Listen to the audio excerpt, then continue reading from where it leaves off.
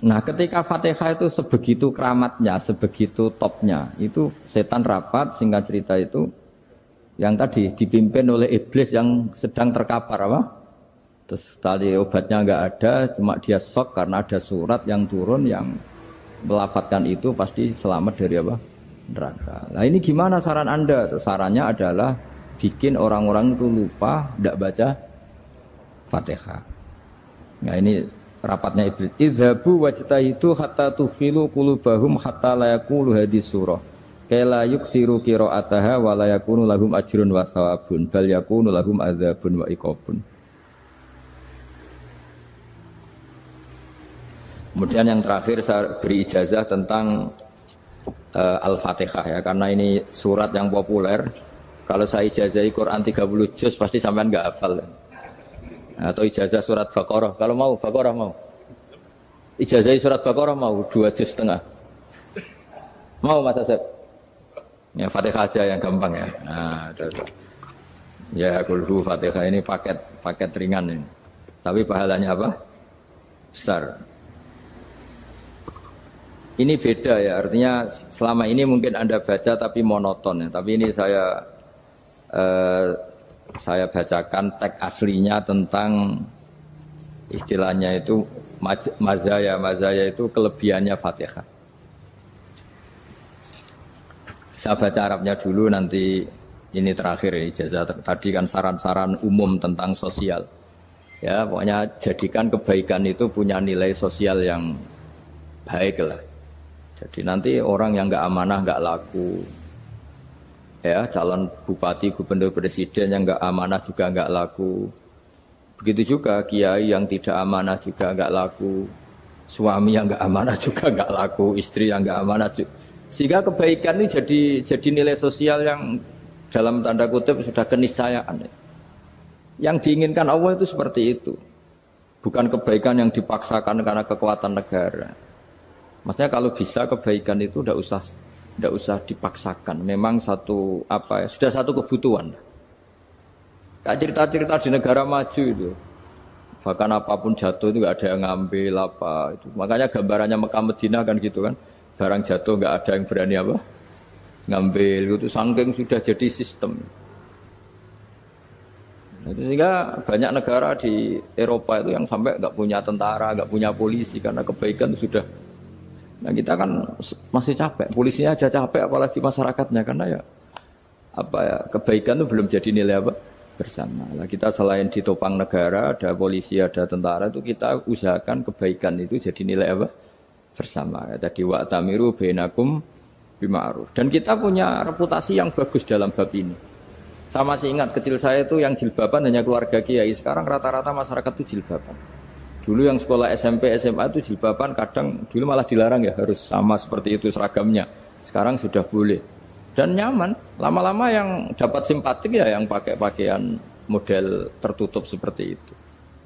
Lama-lama gamane cara wong golek mantu ya golek yang seperti itu daripada yang blodor. Lama-lama jadi nilai bersama. Ya ingin saya seperti itulah. Di terminal juga sama. Orang mau makan cari warung yang kelihatan ada ayat kursinya, pakai jilbab, atau paling enggak dia enggak mungkin lah nyuguhkan yang tiren atau yang haram. Kan ada garansi sosial, ada apa? Ada garansi apa? Sosial dengan penampilan yang soleh itu kan, masa iya nyuguhkan oplosan babi gitu misalnya itu. Jadi nilai sosial itu harus benar-benar jadi nilai. Sehingga negara biar enggak capek-capek. Polisi juga gak capek kan, karena tugasnya corong Jawa mau ngawat-ngawati tok, tapi sudah tidak perlu tegang karena kebaikan sudah jadi nilai apa bersama. Ya, ingat-ingat ya ayatnya tadi, wa'tamiru bainakum bima'ruf. Jadi kebaikan itu harus jadi nilai bersama. Iktimar itu menjadi urusan bersama. Makanya kalau kita rapat besar disebut apa? Muktamar. Muktamar itu urusan bersama. Tadi imamnya sholat juga menopang Gojek karena enggak lama-lama nopang Grab, nopang Kernet, nopang penjaga Indomaret, penjaga bensin, pom bensin. Lah dia hanya punya waktu 5 menit terus imamnya baca Baqarah kan. Iya imamnya mursyid, mungkin dia tambah lama tambah dapat aplaus dari muhibbinnya, tapi makmumnya Dia tambah lama tambah dapat penghormatan dari pecintanya, tapi kitanya wah khusyuk wali kan dia dapat status naik lah, kita yang sudah tidak ikut jadi wali diganggu apa pekerjaannya. Kalau ada imam seperti itu sampai mufarokoh saja. Niat ya Allah sampai sini saja saya makmum orang itu. Silakan orang itu punya urusan sendiri dengan jenengan ya sudah atau salib saja apa? Ya, itu boleh kalau dalam fikih namanya apa?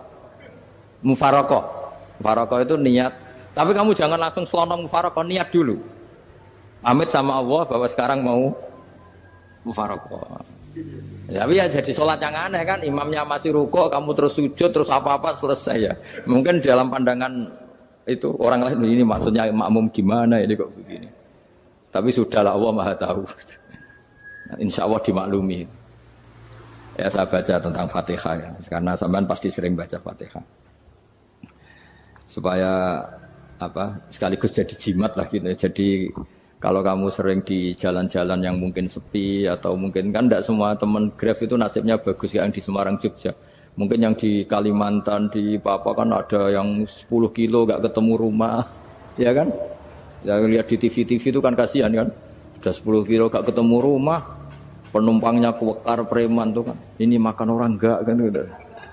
Kan ujiannya dua. Kalau penumpangnya cantik dia kecoba syahwat, kalau preman takut. Jadi orang itu selalu ujian itu. Sing sedengan itu kan jarang orang itu. Jadi kalau penumpangnya perempuan cantik ujiannya itu syahwat, kalau preman ujiannya ketakutan. Kalau orang yang lemah bawa uang ujiannya kamu ingin garong. Jadi hidup itu memang semuanya ujian. Liyabluwakum ayyukum ahsanu amala. Makanya saya sering ditanya oleh teman-teman, Gus, nah ujiannya kenal wong wedok elek piye sama? Kenal wong ayu ujiannya syahwat, kenal wong elek ujiannya ngenyek, itu sama-sama dosa. Syahwat ya dosa, ngenyek juga dosa. Wah elek keriting untune metu ya dosa ngomong gitu. Kadang-kadang orang berpikir enak kancanan wong elek gak dosa. Kata siapa kancanan wong elek itu ya dosa karena bawaannya ngenyek. Ngenyek itu menyepelekan itu. Makanya saya itu ya nggak mau berteman sampean. Nanti kan bawaannya ngenyek atau seneng ya tidak tahu. Ya sudah ada takdir saja kalau ketemu ya tak ulang ngaji gitu. Tapi ini ngaji terakhir, setelah ini ngaji biasa aja, tidak usah resmi gini. Ngaji kok resmi aneh. Pokoknya nanti suatu saat kalau pandemi sudah berlalu saya akan ngaji Rebone, lalu ini ngaji. Ini ngaji yang kurang bagus karena ngatur kiai kurang berkah ini. Nanti tapi ya lumayan lah masih mau ngaji. Ngaji kok tanggal ini jam ini. Sekarang suatu saat kamu tak panggil, Mas Wahyu datang ke sini jam ini tidak mesti bisa. Mungkin pas ada acara apa, maaf ke sini pas ngecek pas apa gitu. Jadi ya sudah tapi tak maafkan enggak apa-apa. Takdir ya. Tak bacakan supaya sampean tahu keramatnya bismillah. Nah, sebelum saya bacakan bismillah Fatihah tak beritahu tentang ilmu tafsirnya karena ini penting sekali. Fatihah itu dawuhnya Allah, tentu itu dawuhnya Allah. Saya ulang lagi itu kalamullah. Tapi yang sudah diberikan kesampaian ke kita semua. Sehingga seakan-akan itu menjadi dawuhnya kita ke Allah. Jangan salah loh ya. Fatihah itu dawuh Allah tapi sudah diberikan ke kita. Sehingga posisi kita itu yang punya itu. Nah kenapa ini perlu dijelaskan? Karena nanti ada kalimat iyyaka na'budu wa iyyaka nasta'in. Kalau itu masih kalam Allah, berarti Allah ngomong ke kamu, ngendikan ke kamu, kepadamu aku menyembah. Masa Allah menyembah kamu? Nah sehingga ilmu tafsir itu menyelesaikan itu dulu ya. Saya ulang lagi ya, sebelum sampean sering baca Fatihah, aku yakin ya sering baca. Tapi barokahnya tidak paham itu tidak pernah janggal. Enggak paham itu ya penting supaya tidak iskal, tidak janggal. Sebetulnya di kalimat itu ada yang janggal. Kalau Fatihah itu kalimatnya Allah atau kalam Allah, bagaimana dengan kata-kata iyyaka na'budu? Masa Allah ngendikan ke kita, kepadamu kami menyembah. Masa Allah menyembah kita?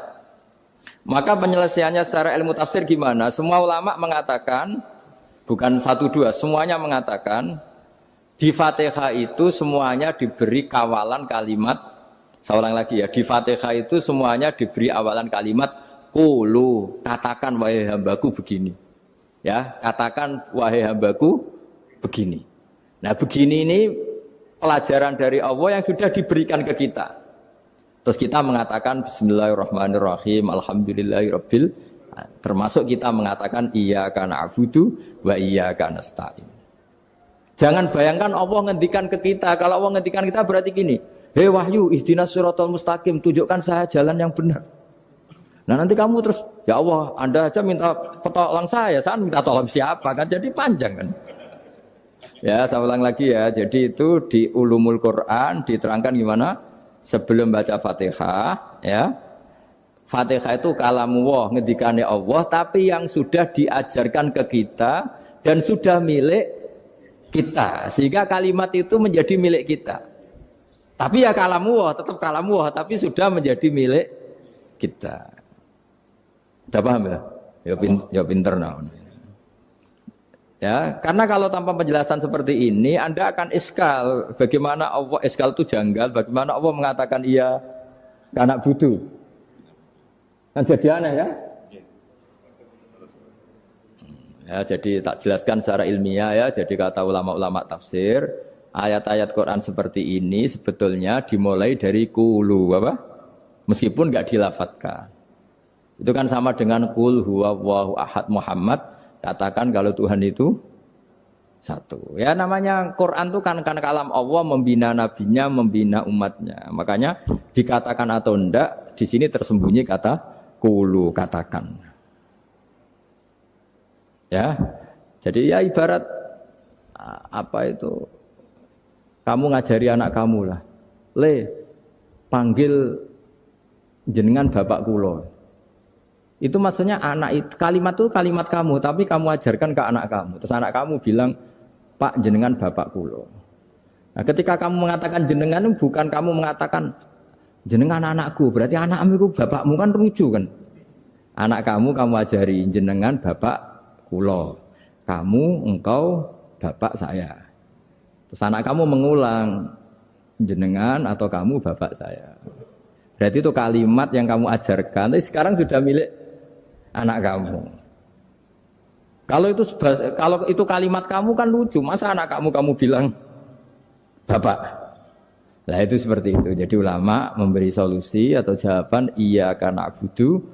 Iya itu sebelumnya ada kata-kata kulu, katakan wahai hambaku, hubungan kamu dengan saya adalah katakan iya karena abudu wa iya karena nasta'in. Terus hubungan kamu dengan saya katakan juga dalam doamu ihdinas siratal mustaqim. Jelas ya, jadi itu kalam Allah yang sudah milik kita karena diajarkan Allah untuk kita.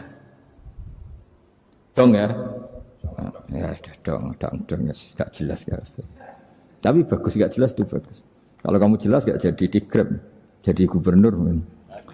Min azimi fadliha kasratu asma'iha fadail ukhra. Ini cerita dramatisnya surat Al-Fatihah. Qala Abu Hurairah radhiyallahu anhu inna iblisa ranna khina unsitat Al-Fatihah. Jadi iblis itu begitu kesakitan. Ini kitab Abwaabul Farad karangannya Sayyid Muhammad Alawi, juga kutipan dari beberapa kitab. Yang jelas beliau sendiri juga ngutip dari beberapa riwayat di beberapa hadis. Halaman 1, 2, 3. Ketika Fatihah turun itu iblis kesakitan. Kayak orang sakit gigi lah, tersiksa sisanya karena turunnya surat apa? Al-Fatihah. Artinya kalau Anda baca Fatihah dijiwai, maka Anda melemahkan setan, melemahkan iblis. Wa qala Mujahid, khina unzilat Fatihatul Kitab ronna fastama indahu asyayatin. Jadi ketika Fatihah itu turun, iblis itu terkapar lah kira-kira. Sampai dijenguk banyak setan. Itu mana di ICU lah kira-kira gitu kalau sekarang itu. Entah Covid entah enggak tahu, pokoknya di ICU sampai dijenguk banyak setan. Enggak tahu bawa apa enggak tahu, pokoknya dijenguk banyak setan. Ono yang nyangoni karena ini apa? Ketuanya apa? Pingsan, sakit. Jadi iblis itu sakit sampai dijenguk anak buahnya setan-setan. Ya, semoga kalian semua tidak kenal setan. Kalau kenal berarti teman, apa? Wa qalu misla dzalik. Wa qala lahum laisa mimma taquluna syai'un walakin unzilat suratun laisa ajru qailiha illa an harrama alaihi nar jahannam. Saya ini bukan sakit fisik kata iblis. Kamu tidak usah jenguk saya, datangkan dokter terbaik, tidak usah. Saya ini tidak sakit fisik. Saya ini sakit karena ada surat yang diturunkan, yang pahala yang melafatkan surat itu pasti selamat dari neraka. Padahal misi terbesar saya ini supaya manusia masuk neraka. Sekarang punya tamengnya. Wah pusing kan? Ya seperti orang lah, goda sampean ternyata sampean setia, itu kan pusing. Nah ternyata tidak setia, itu yang akhirnya ribet kan itu. Jadi iblis itu cita-cita terbesarnya kan semua orang itu masuk neraka. Nah sekarang turun satu surat yang gara-gara surat itu siapapun yang baca dijamin selamat dari neraka. Jadi walakin unzilat suratun laisa ajru qailiha illa an harramallahu alaihi nar jahannam. Karena jadi dia shock lah itu kalau orang di Jawa itu bilang shock. Aduh sial nasib saya ini umat nggak bisa saya goda lagi karena punya tamengnya tadi punya. Qad batala kaidukum wa makrukum. Rekayasa kalian sekarang itu tidak ada gunanya semua.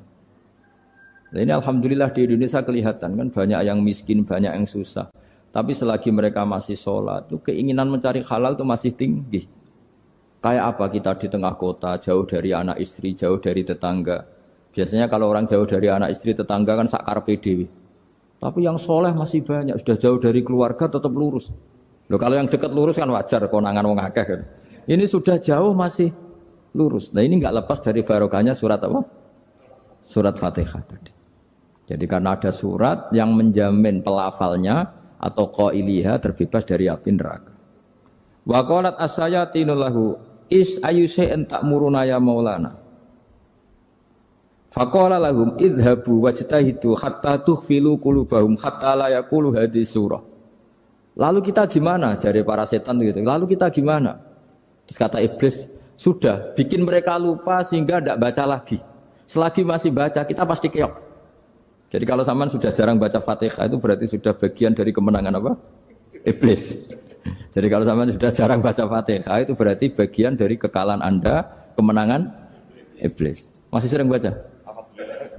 Berapa kali? Terus apa lagi?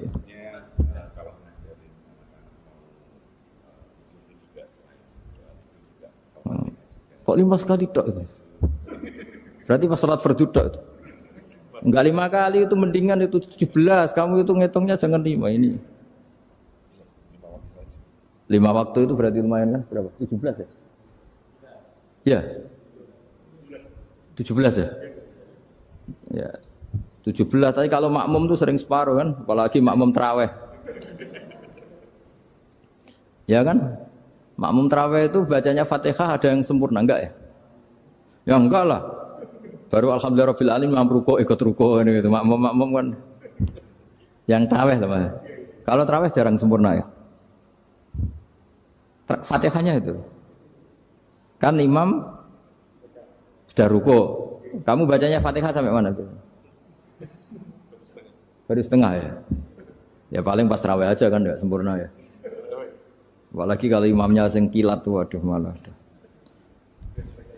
Nah, ketika Fatihah itu sebegitu keramatnya, sebegitu topnya, itu setan rapat singkat cerita itu yang tadi dipimpin oleh iblis yang sedang terkapar apa? Terus tadi obatnya enggak ada, cuma dia shock karena ada surat yang turun yang melafatkan itu pasti selamat dari apa?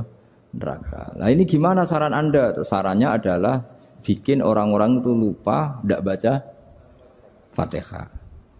Nah ini rapatnya iblis. Idhabu wajtahidu hatta tufilu qulubahum hatta la yaqulu hadhihi surah.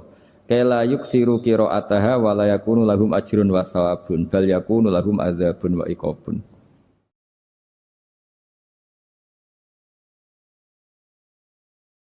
Jadi saya mohon selama ini Anda sudah baca, tapi mungkin hanya rutin saja. Napa rutin saja? Tapi barokahnya ngaji ini kamu punya kekuatan atau punya semangat membaca karena ini surat yang luar biasa. Ibarat gini, kalau sampean tanya, saya juga sering mikir, masa Gus hanya surat kok punya kekuatan seperti itu? Di dunia ini kata Allah, mulai Nabi Adam sampai kiamat, nggak ada yang bisa menandingi kekuatan kalimah. Kalimah itu kata-kata, nggak ada yang bisa menandingi kata-kata. Misalnya Anda nge-grab, berangkat, istri cuek, berangkat cuek. Itu beda dengan ketika meskipun satu kalimat. Wes Pak, muga-muga dilindungi pangeran, mugi-mugi jenengan selamat. Itu menjadi teduh dan semangatnya luar biasa karena kayak mendapat support. Jadi kira-kira kalimat itu hubungannya kita dengan Allah Fatihah itu seperti itu. Kamu melafadzkan satu kata-kata yang dibenarkan langit bumi, dibenarkan aras, dibenarkan malaikat, dibenarkan semua penghuni di dunia ini. Sehingga tuh efeknya luar biasa. Itu seperti gini ya, kamu cerai sama istri, terus nikah lagi katut babon. 10 tahun anak kamu dididik, ibunya benci kamu. Dan memang Anda layak dibenci. Dididik. Dan sampai nggak pernah manggil kamu Pak. Suatu saat, kamu tentu rindu kan, ingin dipanggil Bapak oleh anak kamu. Suatu saat anak ini manggil kamu Pak E. Wah itu senengnya bukan main. Hanya sebuah kata-kata. Makanya kadang-kadang orang itu tanya sama kiai, ijazah lafadz ini gunanya apa sih? Itu ijazah-ijazah itu untaian kata-kata. Yang kata-kata ini dibenarkan langit dan bumi dan aras dan para malaikat. Sehingga efeknya itu luar. Nah ibarat seperti itulah. Kamu melafadzkan Fatihah itu melafadzkan kata-kata yang dibenarkan Allah dan Rasul dan semua malaikat, semua penghuni langit. Maka ini efeknya pasti luar. Nah di sini lah orang-orang dulu itu tahu keramatnya itu. Sehingga ketika melawan Belanda, melawan Jepang dulu itu kalimat-kalimat itu menjadi mantra yang luar biasa. Doa yang luar biasa. Tapi di era modern karena orang sudah tidak ngerti itu, dianggap itu mantra, jimat, khurafat, bid'ah, waduh ribet menemal. Sebetulnya tidak seperti itu. Memang kata-kata ini kekuatannya luar biasa. Sama kesakitan hati kamu juga karena itu. Ngojek wangilan. Lha Pak di bojo kok kowe gagah tok kere. Wah, iku seling terus. Padahal kalimat itu kan tidak melukai secara fisik, tapi apa kerjanya sesuk saras-sarasen. Karena terus dengan pengadilan seperti itu kan, ngapain kerja demi perempuan yang seperti ini? Lagi-lagi kata-kata ini luar. Nah bayangkan kalau kata-kata itu adalah kalimat yang diajarkan Allah lewat Rasulnya, lewat malaikat Jibril. Kayak apa kekuatannya? Nah kira-kira Fatihah itu gitu. Kalimat yang baik, kalimat thayyibah diajarkan oleh Allah dan Rasul, kayak apa kira-kira kekuatannya? Pasti luar biasa. Wong support yang dikatakan istri kita, anak kita aja luar biasa, apalagi ini support yang diajarkan Allah dan Rasul. Ya makanya saya mohon kalau baca Fatihah, baca kalimat-kalimat thayyibah ketika sholat itu dijiwai. Ya misalnya Rabbana lakal hamdu mil'us samawati wa mil'ul ardi wa mil'u ma syi'ta min syai'im. Engkau zat yang layak dipuji dan pujian ini memenuhi langit dan bumi. Karena kita tahu nggak ada sejengkal di alam raya ini kecuali di situ ada rahmat Allah. Misalnya kamu bisa lewat sampai rumah saya, kamu mungkin anggap biasa saja. Coba kalau ngalami likuifaksi, tahu-tahu bumi ini ambles, bisa ngelewati yang likuifaksi itu luar. Tanyakan orang pernah ngalami likuifaksi di Sulawesi, itu melihat bumi bisa diinjak nggak ambles itu, wah luar. Nah, sama nggak ngalami itu sehingga lewat bumi ya biasa aja. Coba kalau ngalami seperti tidur, ya biasa aja. Coba kalau ada gempa, bahwa bumi tenang ini sudah nikmat yang luar biasa. Masa kamu ngaku nikmat nunggu digituin? Ya kan? Nah, makanya baca Fatihah dijiwai lah, bahwa ini kalimat yang luar biasa. Nah, saya teruskan ya. Warwa Muslimun fi sahihihi an Ibnu Abbas radhiyallahu anhuma annahu qala bainama Jibril alaihi salam qaidun dan Nabi itsami anaqidan min fawqih farafa'a ra'sahu faqala hadza babun minas sama futihal yawma lam yuftah qaddu ilal yaum fanazala minhu malakun faqala hadza malakun nazza ilal ardi wa lam yanzil qaddu ilal yaum fasallim waqal absyir binuraini qad uti tahuma lam yu'tahuma nabiyyun qablak Fatihatul kitab wa khawatimu suratil Baqarah. Jadi suatu saat Jibril ini jagongan kira-kira gitu sama Rasulullah. Tahu-tahu langit itu gemuruh. Pada langit gemuruh kata Jibril terus semuanya ngangkat kepala ke langit. Ini pintu langit baru ini dibuka, yang sebelumnya tidak pernah dibuka seperti ini. Turunlah malaikat, yang malaikat ini pun malaikat spesial, yang enggak malaikat murahan lah kira-kira gitu, yang enggak pernah turun ke bumi kecuali juga saat itu. Dengan penyambutan yang luar biasa, dengan semuanya tidak pernah terjadi. Hanya karena bahwa surat Fatihah. Jadi ini surat yang luar biasa, pengawalannya lewat malaikat yang spesial, enggak pernah turun di bumi kecuali saat itu. Penyambutannya juga enggak pernah seperti itu, baru seperti itu. Jadi semuanya itu spesial. Nah, kenapa ini spesial? Karena di situ ada isi puja-puji kepada Allah Subhanahu wa ta'ala. Ada ikrar kita, alhamdulillah rabbil alamin, ar-rahmanir rahim. Ikrar ini penting. Kalau contoh paling gampang gitulah. Kamu punya istri selama ini cerewet terus. Suatu saat ngomong, Pak, tak angen-angen ra ono wong lanang koyo sampeyan. Wah, itu langsung tidak ada lelaki sebaik engkau. Itu sama senengnya, masya Allah. Karena ada ikrar dari seorang istri ke kamu.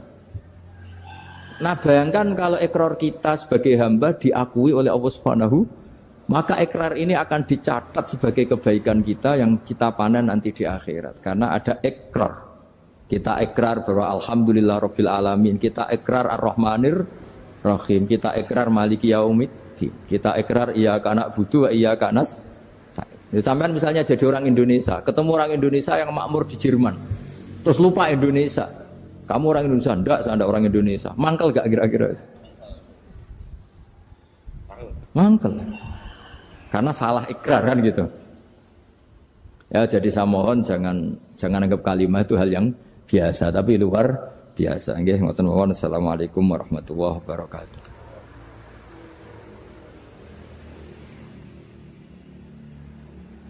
Saya berkali-kali kampanye di mana-mana lah, kampanye dan menganjurkan. Di antara catatan dalam Suhufi Ibrahim wa Musa kan ada kan di Quran itu yang dinamakan lampiran-lampiran wasiatnya Nabi Ibrahim dan Nabi apa? Musa. Itu di antara catatannya begini.